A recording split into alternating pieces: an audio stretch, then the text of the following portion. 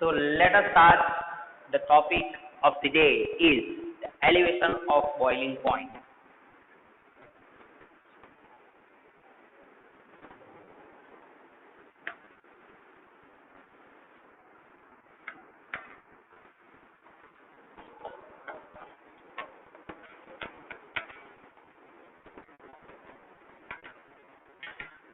Right?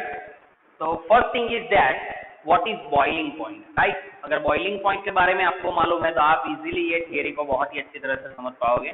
और दूसरी एक चीज है जो आपको समझनी है वो है कि लोअरिंग वेपर प्रेशर होता है, क्यों होता है वो आपको समझ में आना चाहिए कि जब हम प्योर सॉल्वेंट को ऐड करते हैं, राइट, जब भी हम किसी भी प्योर सॉल्वेंट के अंदर नॉन वोलाटाइल सॉल्यूट को ऐड करते हैं तो उसका वेपर प्रेशर डिक्रीज होता है। वेपर प्रेशर डिक्रीज होने से क्या होता है कि उसका बॉइलिंग पॉइंट जो है इसके अंदर डिफरेंस आता है। तो मैंने अगली थियरी में भी आपको बताया था कि which kind of difference will be created if you are adding the non volatile solid solute और else whatever, right. So basically हम जिस थियरी आज पढ़ने वाले हैं वो है elevation of boiling point. So elevate means what, कि किसी चीज का ऊपर जाना, यानी कि किसी चीज का इंक्रीज होना, जिसे हम बोलेंगे एलिवेशन, राइट। और किसका एलिवेट हो रहा है, बॉइलिंग पॉइंट का, राइट। तो बॉइलिंग पॉइंट की फर्स्ट डेफिनेशन हमें देखनी पड़ेगी, क्योंकि अगर आपको बॉइलिंग पॉइंट की डेफिनेशन ही मालूम नहीं है तो आप ये थियरी को समझ नहीं पाओगे, क्योंकि बॉइलिंग पॉइंट के बारे में ही थियरी है, राइट। तो सबसे पहले समझने की ट्राई करते हैं कि बॉइलिंग पॉइंट क्या होता है, राइट। तो मान लीजिए आपके पास एक कंटेनर है, उस कंटेनर में आपने एक लिक्विड फिल किया हुआ है। मान लो अभी कोई भी एक लिक्विड है, ऐसा नहीं बोल रहा है कि प्योर सॉल्वेंट और सॉलिड सॉल्यूट या और व्हाटएवर, राइट। ये सिर्फ अभी एक सॉल्वेंट मैंने फिलअप किया है। मान लो एक लिक्विड है तो मैंने उसको हीट करना स्टार्ट किया। अभी हम बॉइलिंग पॉइंट किसे बोलते हैं वो मैं आपको एक्सप्लेन कर रहा हूँ, राइट।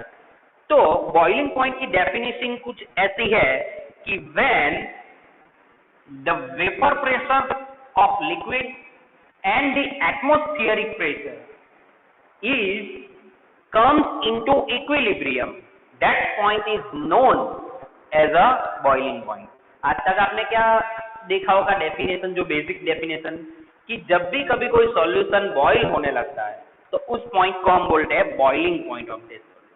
लेकिन थोड़ा सा डिटेल में अगर हम उसकी स्टडी करें तो ये जो हम दे रहे हैं वो है वेपर प्रेशर, राइट।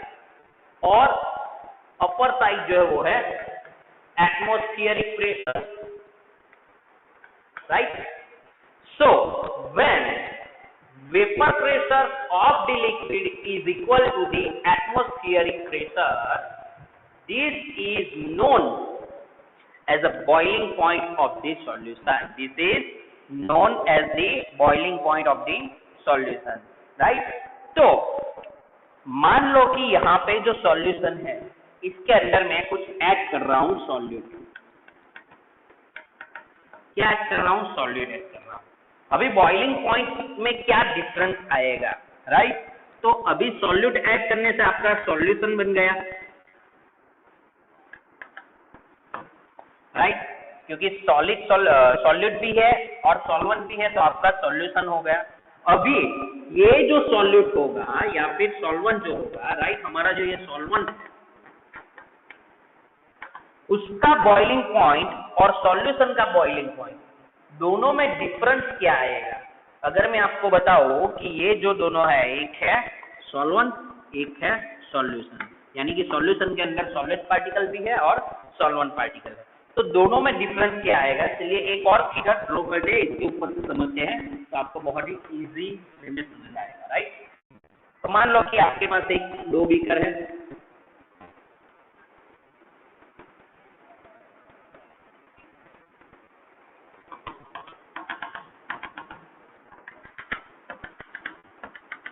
एक में है प्योर सॉल्वेंट, दूसरे में है सॉल्यूशन,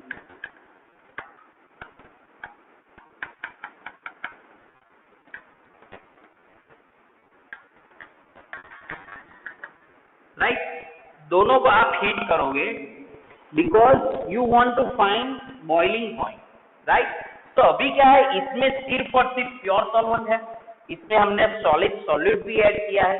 तो अब प्योर सॉल्वेंट का जो बॉइलिंग पॉइंट होगा, राइट, और इसका जो बॉइलिंग पॉइंट होगा, वो दोनों को अगर हम कंपेयर करेंगे, राइट, इसके बॉइलिंग पॉइंट को और इसके बॉइलिंग पॉइंट को अगर हम कंपेयर करेंगे, तो इसका जो बॉइलिंग पॉइंट होगा वो लोअर आएगा और इसका हायर आएगा।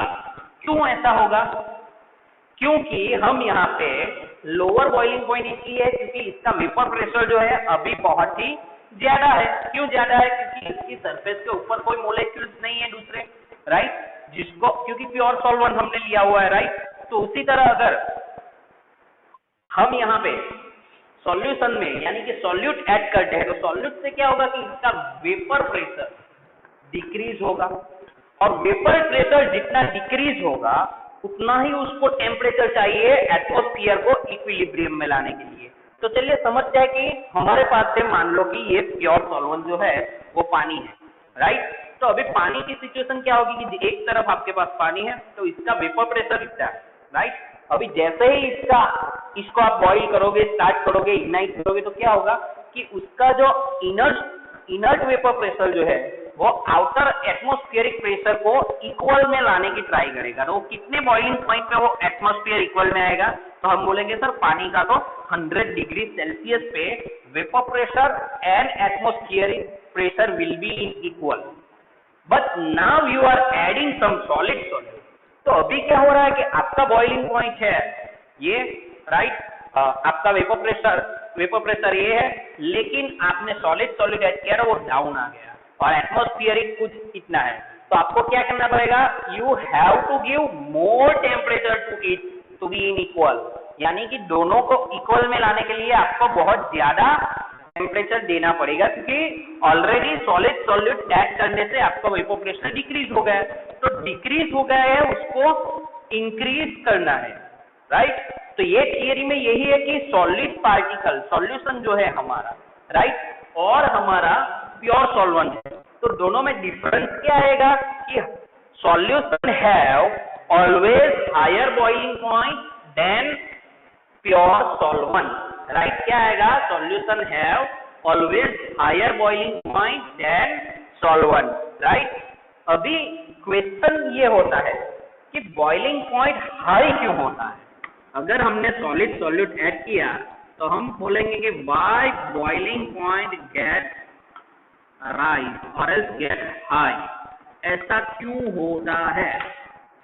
अगर सॉल्यूट ऐड किया तो वो क्यों हाई हो गया? तो इसको समझने के लिए एक और क्वेश्चन आपको समझना पड़ेगा कि सॉल्यूशन बॉइल क्यों होता है। सॉल्यूशन बॉइल क्यों होता है? तो जैसे मैंने आपको बताया कि जैसे ही आप इसको हीट करोगे तो क्या होगा कि वेपर प्रेशर जो होगा हमारा वो एटमॉस्फेरिक प्रेशर से इक्विलिब्रियम में आने के लिए, वो इक्विलिब्रियम में आने से वो बॉइल होना स्टार्ट हो जाएगा, राइट। तो इसके ऊपर से हम समझ सकते हैं कि when the vapour pressure is equal to the atmospheric pressure, solution will start boil. Yes और नो? समझ में आ रहा है?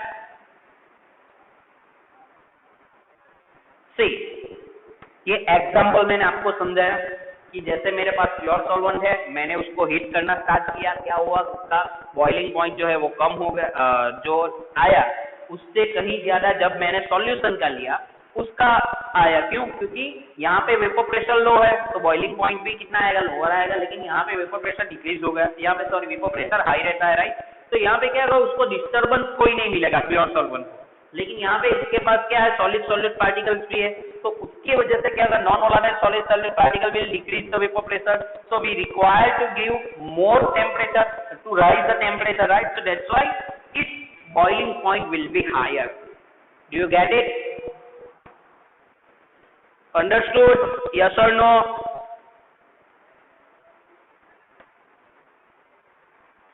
So when the boiling point is high, we can say the boiling point is elevated. क्या कहेंगे हम? boiling point is elevated, right? When we are adding the non-volatile solid particle, the temperature, the boiling point of the solution will increase. So we can say it is boiling point is elevated. So this is known as a elevation of boiling point. उसको हम एक simple formation में भी समझ सकते हैं कि elevation of boiling point इसे कहते हैं. तो इसमें कुछ ऐसा है कि एलिवेशन ऑफ बॉइलिंग पॉइंट जो है इसे हम डेल्टा टीबी से हम इसे डिनोट करते हैं, right? So delta TB is known as a elevation of boiling point. तो हम ये भी बोल सकते हैं कि जो boiling point of solution minus boiling point of pure solvent, right? So we can say elevation of boiling point is nothing but it is the difference between boiling point of solution and boiling point of pure solution. This is known as a elevation of boiling point, right? अगर हम इसको देखें तो जैसे कि हमने पहले लिया था एक निकल लिया प्योर सॉल्वेंट का, तो इसका जो हमारा आएगा बॉइलिंग पॉइंट इसे हम TB0 से या फिर TB0 से इंडिकेट करेंगे और जो बॉइलिंग पॉइंट ऑफ सॉल्यूशन आएगा इसे हम TB से इंडिकेट करेंगे, राइट? तो ये हो गया हमारा TB minus TB0. So we can say this is known as a elevation of boiling point, right? अगर हम जिस तरह से राउल्ट की थियरी देखी थी, तो राउल्ट की थियरी में हमने क्या देखा था कि इसके जो कंपोनेंट होते हैं उसके mole fractions, right? Vapour pressure is directly proportional to its mole fraction और मोल फ्रैक्शंस को हम काई से इंडिकेट करते थे. तो यहाँ पे भी क्या हो रहा है, देखो कि बॉइलिंग पॉइंट ऑफ सॉल्यूशन जो है और बॉइलिंग पॉइंट जो प्योर सॉल्वेंट का है वो दोनों में कुछ ना कुछ चेंज आएगा. इसी वजह से हम यहाँ पे डिफरेंस लिख रहे हैं, राइट? तो इसके ऊपर से हम एक कह सकते हैं कि जो चेंज हो रहा है बॉइलिंग पॉइंट, क्या चेंज हो रहा है? बॉइलिंग पॉइंट जो चेंज हो रहा है, क्या चेंज हो रहा है? बॉइलिंग पॉइंट जो चेंज हो रहा है, right? Changing in boiling point. पहले मान लो कि 10 था और लास्ट में सॉल्यूशन का ऐड करके हुआ वो 50. तो यानी कि 10 से लेके 50 तक जो हाई हुआ तो कुछ ना कुछ चेंजिंग आया. तो किसकी वजह से चेंजिंग आया? जो यहाँ पे चेंज इन बॉइलिंग पॉइंट आया वो किसकी वजह से आया? तो we can say that change in boiling point is directly proportional to ये जो बॉइलिंग पॉइंट होगा और किसकी वजह से चेंज हो रहा है. तो हमने क्या ऐड किया था प्योर सॉल्वेंट में? क्या ऐड किया? नॉन वोलाटाइल सॉल्यूट ऐड किया, यानी कि सॉल्यूट का कुछ ना कुछ मास होगा तो इसकी वजह से ये चेंज होगा.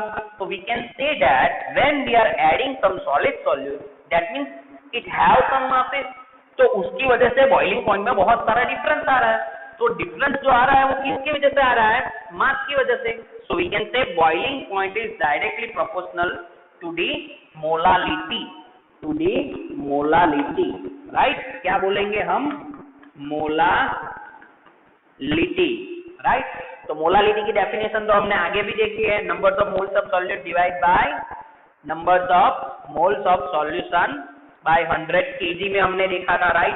मोलालिटी है, मोलालिटी होती तो वो लीटर में आता, राइट? लेकिन यहाँ पे मास की बात हो रही है तो मोलालिटी आती है, राइट? तो ये जो है m, इसको इंडिकेट किससे करते हैं? स्मॉल m से इंडिकेट करते हैं. वहां पे भी मैंने लिखा है, right? So we can say delta TB यानी कि elevation of boiling point is directly proportional to its molar concentration. लेकिन मुझे यहाँ पे ये प्रोपोर्शनल नहीं चाहिए, तो मैं यहाँ पे क्या करूंगा, उसको इज इक्वल टू फॉर्म में यहाँ पे एक कांस्टेंट रख के लिख दूंगा. तो ये हो जाएगा delta TB is equal to KB into M, where we can say that the KB is known as a molar constant, और else elevation boiling point of elevation constant, right, इसे हम मोलर कांस्टेंट, राइट, आपकी text book में भी दिया हुआ है, इसे हम बॉइलिंग पॉइंट एलिवेशन कांस्टेंट भी बोल सकते हैं, या फिर आप इसे बॉइलिंग पॉइंट एलिवेशन कांस्टेंट भी बोल सकते हैं, राइट। ये क्या होगा, delta TB is equal to KB into M. तो ये हमारा बहुत ही इंपॉर्टेंट इक्वेशन है, किसके लिए, न्यूमेरिकल के लिए, तो इसे नंबर 1 दे देते हैं, राइट। ये क्या होगा, delta TB is equal to KB into M. तो ये एक फॉर्मूला आया, तो ये फॉर्मूला वैसे मैंने आपको बोला था कि कल भी जब रिलेटिव लोअरिंग वेपर प्रेशर हमने देखा था, तो मैंने बोला था कि जब भी आप कोई इक्वेशन लिखते हो तो उसको सेंटेंस फॉर्मेशन में भी लिखना जरूरी होता है, क्योंकि इसके ऊपर से क्या होगा कि आप क्या समझ रहे हो, क्या लिख रहे हो, क्योंकि ये इक्वेशन तो कोई भी रट्टा मार लेगा, लेकिन आप समझे है कि नहीं समझे वो प्रूव करना, तो आपको क्या करना है कि एक सेंटेंस लिख देना है। तो सेंटेंस आप क्या लिखोगे इसके ऊपर से, तो आप बोलोगे कि सर डेल्टा टीबी जो है वो केबी और जो मोलर कांस्टेंट है उसके इक्वल में है, तो मुझे इसे लिखना हो तो अच्छी तरह से कैसे लिखूंगा, कौन बोलेगा, कोई बताएगा मेरे को कैसे लिख पाएंगे, आयुषी, चारवी, जानवी, प्रिंस, कोई ट्राई करेगा sentence formation.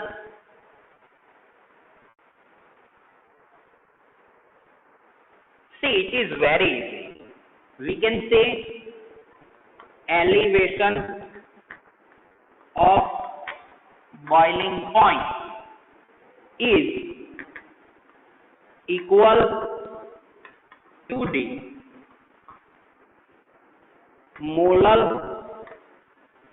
constant into molar constant into molality. Got my point? Yes or no? You can say that small m is equal to what? Definition of molality is what? So you can say molality is equal to small m is equal to number of solute, right. लेकिन आप क्या बोलोगे, number of solute नहीं sir, numbers of moles of solute, numbers of moles of solute divide by numbers of moles of solute divide by mass of, किसका आएगा, solution का, mass of solution in KG, क्या आएगा, इन KG, क्योंकि molarity की बात कर रहे हैं हम, मोलारिटी की नहीं, राइट। तो यहाँ पे अगर इसको मैं लिखूं तो numbers of mass of solute आप कैसे, मोल्स ऑफ सॉल्यूट कैसे फाइंड करोगे, तो आप बोलोगे sir given mass divide by molar mass, क्या बोलोगे आप, given mass divide by molar mass, लेकिन सॉल्यूट के लिए हम नंबर 2 यूज करेंगे, W2 divide by M2, right. W1 और W2 ये दोनों में आपको याद रखना है, W2 यानी सॉल्यूट का मास और नंबर 1 सॉल्यूशन का, राइट, ये चीज आपको याद रखनी है, राइट। तो अभी सॉल्यूशन, मोल्स ऑफ सॉल्यूशन कैसे निकालेंगे, तो मोल्स ऑफ सॉल्यूशन का हम क्या बोलेंगे, mass of solution divide by molar mass, तो हम मालूम ही है कितना लेना है, 1000 के अंदर ही लेना है, राइट। तो अभी m की जो वैल्यू है, ये m की वैल्यू नंबर 2 दे देते हैं। Now put this value of m into equation number 1, क्या करेंगे, ये जो है हमारा वैल्यू इक्वेशन नंबर 1 में रख देंगे, तो यहाँ पे हमारा डेल्टा टीबी जो आएगा वो कुछ इस तरह से आएगा, delta TB is equal to, m की वैल्यू रखनी है, तो kb इनटू, अभी 1000 ऊपर चला जाएगा तो 1000 इंटू W2 डिवाइड बाय, क्या आएगा, W1 इंटू M2, तो ये हो गया हमारा final equation for the elevation of boiling point. Understood everyone, yes और no? From this equation you can find delta TB also, you can find KB also, You can find M2 also, but most probably M2 is in the exam आपको M2 ज्यादा find करने के लिए पूछा जाएगा। तो M2 को अगर हम सब्जेक्ट बना देंगे तो क्या हो जाएगा हमारा M2 is equal to KB into 1000 into W2 divide by delta TB into W1, right, delta TB into W1। अभी ये थियरी तो फिनिश हो गई, लेकिन सर हमारी टेक्स्ट बुक में जो ग्राफ दिया है उसका क्या वैल्यू है, उसको कैसे समझेंगे? तो चलिए अभी ग्राफ समझ लेते हैं। तो ग्राफ किसके अकॉर्डिंग दिया हुआ है हमें? तो ग्राफ में दिया है वेपर प्रेशर वर्सेस किसका दिया हुआ है, टेम्परेचर का है क्या किसका है, कौन बताएगा? टेक्स्ट बुक में देखो टेम्परेचर का ही है, राइट। तो अभी ग्राफ समझ लेते हैं कि मान लो कि आपको एक ऐसे प्लॉट करना है ग्राफ। एग्जाम में थियरी अगर आती है तो आपको ग्राफ भी प्लॉट करना है, राइट। तो ग्राफ पे से भी हम बहुत कुछ समझ सकते हैं, राइट। वैसे तो मैं आपको ये पहले ही बता देता था, लेकिन ग्राफ अगर मैं पहले लेता तो आपको थोड़ा क्या बोल रहे हैं बच्चे लोग थोड़े बोर हो जाते हैं, राइट। ये ग्राफ क्या आ गया, राइट। इसीलिए पहले मैंने जो मैथमेटिक्स स्टेप था, थियरी को किस तरह से समझा जाता है उसका एक एग्जांपल भी लिया, जैसे हमारे टेक्स्ट बुक में वाटर का लिया था तो वही मैंने आपको एक्सप्लेन किया, राइट। फिर मैंने दो अलग अलग फिगर ड्रॉ की, उसके ऊपर से भी आपको थोड़ा बहुत समझ में आ गया थी। एग्जाम में ये सब आपको नहीं लिखना है, जो मैंने दो फिगर लिखी, एक प्योर सॉल्वेंट की लिखी, एक सॉल्यूशन की लिखी, राइट। तो आपको सीधा जो थियरी है वही लिखनी है, कॉन्सेप्ट क्या है वही आपको लिखना है, राइट। तो ये ग्राफ समझने की कोशिश करते हैं कि यहाँ पे क्या लिखा है, vapour pressure versus temperature, vapour pressure versus temperature. तो शुरुआत में हमने क्या सीखा कि जो भी हमारा प्योर सॉल्वेंट होगा, क्या होगा, प्योर सॉल्वेंट होगा, उसका बॉइलिंग पॉइंट सॉल्यूशन से कम होगा। क्या होगा, सॉल्यूशन से कम होगा।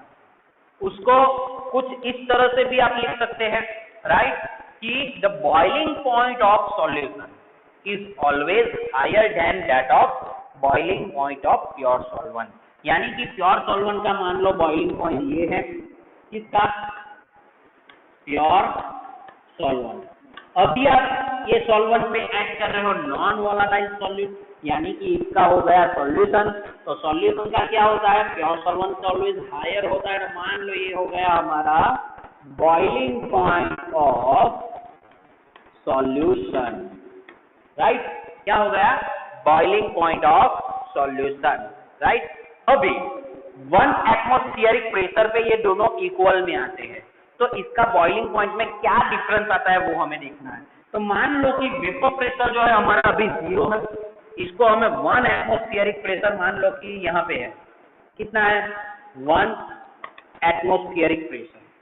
सॉल्वेंट का कितना है, अभी टेम्परेचर मान लो कि यहाँ पे है, राइट। तो सॉल्वेंट का मान लो कि 100 डिग्री है, ऐसा लिखा नहीं है लेकिन मैं ही आपको एक्सप्लेन कर रहा हूँ, 100 डिग्री है प्योर सॉल्वेंट का। तो 1 एटमॉस्फेयर प्योर सॉल्वेंट होने के लिए कितना डिग्री टेम्परेचर देना पड़ेगा, हम बोलेंगे 100 डिग्री, राइट।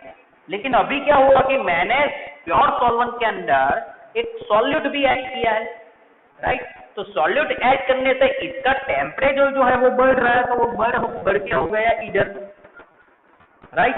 तो ये हो गया मान लो 120 डिग्री सेल्सियस, राइट। अभी सॉल्यूशन को 1 एटमॉस्फेरिक प्रेशर जो है वो मेंटेन करने के लिए उसे 120 डिग्री तक जाना पड़ेगा। कहां तक जाना पड़ेगा, 120 डिग्री तक। तो इसे हम इस तरह से प्लॉट कर लेते हैं, राइट। तो अभी ये जो पॉइंट है हमारा वो हो जाएगा TB0, इनिशियल, हमारा इनिशियल है, यानी कि स्टार्टिंग में इतना है, और फाइनल जो आएगा इसे हम बोलेंगे TB, और ये दोनों का डिफरेंस जो आएगा इसे हम बोलेंगे delta TB, elevation of boiling point. इसीलिए इसको हम लिखते हैं delta TB is equal to, always बड़े में से ही छोटा हम उसे माइनस करेंगे तो बोलेंगे TB माइनस TB0। तो ये हो गया हमारा elevation of boiling point. Theory सबको समझ में आई, यस और नो? कुछ भी डाउट हो तो पूछ लो। से वापस से एक बार रिपीट कर लेते हैं, थियरी को रिवाइज कर लेते हैं, कौन कौन से स्टेप सीखे हमने। तो आप अपनी टेक्स्ट बुक ओपन कर लीजिए, टेक्स्ट बुक में मैं जो बोल रहा हूँ वो आप देखते रहिए, राइट। और अगर आपके पास कुछ रेफरेंस बुक है तो रेफरेंस बुक ओपन कर लीजिए, राइट। मैं जो रेफरेंस बुक यूज करता हूँ वो है ओपी चंदन की रेफरेंस बुक है जेडब्ल्यू और नीट की प्रिपरेशन के लिए, राइट। तो इसके अंदर तो बहुत सारी डिटेल्स दी हुई है, उसमें तो अलग अलग मेथड्स भी दी हुई है, लेकिन वो मेथड आपको इसलिए नहीं दे रहा हूँ क्योंकि वो जो मेथड है वो हमारी टेक्स्ट बुक में नहीं है, राइट। जो हमारी टेक्स्ट बुक में है अभी हमें किसे फॉलो करना है, तो एनसीईआरटी टेक्स्ट बुक को फॉलो करना है, राइट। लेकिन जो चीज आपको यहाँ पे समझ में नहीं आएगी टेक्स्ट बुक के अंदर, उससे थोड़े हल्के से स्टेप मैं आपको सिखाऊंगा जो रेफरेंस बुक के अंदर बहुत ही अच्छी तरह से दिए गए हैं, राइट। तो वो सारी चीजें और हमारी टेक्स्ट बुक और रेफरेंस बुक दोनों को मिक्स करके जो भी इजी पड़ेगा आपके लिए, तो इसी वजह से जो भी हमारा एनसीईआरटी टेक्स्ट बुक और रेफरेंस बुक को मिला के जो रेफरेंस बुक में से निकालूंगा, तो वो पूरा का पूरा कॉन्सेप्ट जो है मैं आपको समझाने के लिए ये सारी चीजें दोनों को मिला के आपको समझाऊंगा, राइट। तो सबसे पहली चीज कि एलिवेशन ऑफ बॉइलिंग पॉइंट के बारे में अगर हम बात करें तो सबसे पहला जो थॉट हमारे दिमाग में आता है कि पहले तो समझना पड़ेगा कि what is elevation of boiling point. So elevation means what, कि कुछ ना कुछ बढ़ रहा है, तो क्या बढ़ रहा है भाई, बॉइलिंग पॉइंट बढ़ रहा है। क्यों बढ़ रहा है, क्योंकि प्योर सॉल्वेंट का इतना है तो सॉल्यूशन का इतना होगा। क्यों इतना होगा, क्योंकि vapour pressure of pure solvent is lower and vapour pressure of solution is higher. So यहाँ पे टेम्परेचर भी ज्यादा चाहिए दोनों को, राइट। तो टेम्परेचर ज्यादा चाहिए सॉल्यूशन को, तो इसलिए उसका टेम्परेचर बढ़ेगा, क्योंकि उसको एटमॉस्फेरिक प्रेशर है उसके इक्वल में लाना है। कोई भी सॉल्यूशन बॉइल क्यों होता है, फर्स्ट क्वेश्चन वही होता है, मैंने आपको वहां पे भी लिख के भी बताया कि सबसे पहला तो थॉट हमारे दिमाग में आता है कि सर सॉल्यूशन पहले तो बॉइल होता क्यों है, राइट। तो इसका रीजन है कि when the vapour pressure of solution is equal to the atmospheric pressure. अभी एटमॉस्फेरिक प्रेशर कितना है, 1 एटमॉस्फेरिक प्रेशर है, राइट। तो इसका all over the world 1 atmospheric pressure ही है। तो 1 एटमॉस्फेरिक प्रेशर और हमारा बॉइलिंग पॉइंट का प्रेशर जो आपका सॉल्यूशन है, सॉल्यूशन का सॉल्यूशन है, उसका वेपर प्रेशर एटमॉस्फेरिक प्रेशर से इक्वल में आना चाहिए, तभी जाके वो सॉल्यूशन बॉइल होगा। तो अब जब कभी भी आप अपने आसपास कोई ऐसा सॉल्यूशन या फिर कोई बाउल के अंदर या वेसल के अंदर कुछ सॉल्यूशन कुछ भी हो बॉइल हो रहा है, तो आपको वहां पे सीधा as a science student thought करना है कि थिंक करना है कि सोचना है कि यहाँ पे ये जो वेसल रखा है, इस वेसल का जो वेपर प्रेशर है वो अभी एटमॉस्फेरिक वेपर प्रेशर से इक्वल में आ गया है, राइट। अब एक और क्वेश्चन होगा आपको कि सर अगर हम उसको ज्यादा वेपर प्रेशर देंगे तो क्या होगा। अब ज्यादा वेपर प्रेशर देंगे तो क्या होगा सर, बॉइलिंग पॉइंट बढ़ नहीं जाएगा, नहीं बढ़ेगा। प्रेशर बढ़ नहीं जाएगा, नहीं बढ़ेगा। प्रेशर बढ़ेगा तो क्या होगा कि 1 एटमॉस्फेरिक प्रेशर से अगर ज्यादा अपर प्रेशर जाएगा तो वो स्टेट चेंज कर देगा। स्टैंडर्ड 9 में हमने देखा था कि मैटर का स्टेट चेंज होता है कि नहीं होता है।